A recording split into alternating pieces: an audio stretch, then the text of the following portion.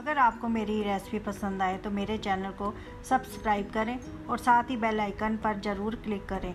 उससे मेरी वीडियो की सारी अपडेट की नोटिफिकेशन आपको सबसे पहले मिलेगी।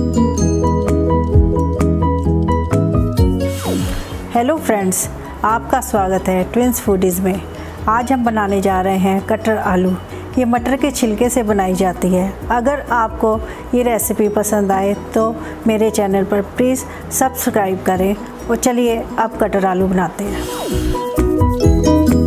आज हम दिखाएंगे कि मटर के छिलकों की सब्ज़ी कैसे बनती है। हमारे मटर हैं, ये हमने निकाल के मटर, ये छिलके हैं, इसको हमने पीछे कर लिया। हमने ऐसे करके, ऐसे पकड़ के ऐसे छीलना है आराम से।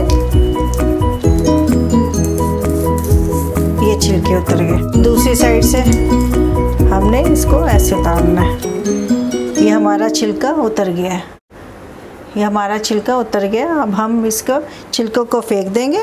ये हम छिलकों की अब सब्जी बनाएंगे।